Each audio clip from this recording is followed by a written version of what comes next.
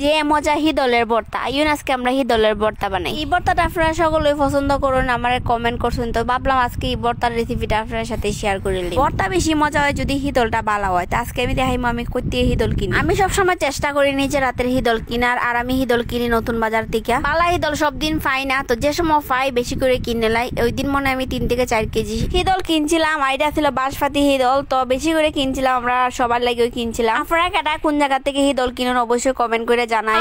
আমি গফ করতেছি অত হিদল কিনছি, আসলে হিদলটা আমি অন্য জায়গায় ফাটানি লাগে একটু বেশি করে কিনছিলাম, আর আমরা লাগেও কিনছিলাম একটু বেশি করে। ওই এরপরে তাওয়ার মাঝে হিদল রে হুলা দেওয়া হইতাছে, আর এটা হচ্ছে বাসপাতি হিদল, আর এই হিদল দিয়ে এখন ভর্তা করা হইব। এই কারণে রসুন আর লাল মরিচ রে বাড়তাছে ফাটার মাঝে। এই ভিডিওটা অনেক দিন আগের, অনেক মাস আগের। আমার ছোট ভাই আমার আম্মার কাছে মানে তার ফুফির কাছে আবদার করছিল যে ভর্তা খাইতে। সে জীবনও কোনোদিন ভর্তা ধরে না, কিন্তু হঠাৎ করে সে এক বাটা ভর্তা চাইছিল, এই কারণে অনেক ভর্তা বানানো হইতেছিল। ওই দিন কম বেশি তারা বাসার সবাই ভর্তা পছন্দ করে, এই কারণে আমার আম্মা বেশি করে ভর্তা বানাইতেছিলেন আমার এক বাবিরে দিয়ে। ওই দিন আমি একটু ক্লিপ নিয়েছিলাম, ভাবছিলাম আপনার সাথে শেয়ার করবো, কিন্তু আর শেয়ার করা হইছে না। এখন ভাবলাম একটু শেয়ার করে দেই এই ভর্তার রেসিপিটা। প্রথমে হিদলটারে ভালো করে ধুইয়ে পরিষ্কার করে হুলা দিছেন। ভালো করে হুলা দেওয়ার পরে হিদলের পরিমাণ অনুযায়ী লাল মরিচ আর রসুন বাইটা নিছেন। এরপরে হিদলটা দিছেন আর সাথে কিছু লবণ দিছেন, মানে পরিমাণ অনুযায়ী লবণ দেওয়া হয়েছিল।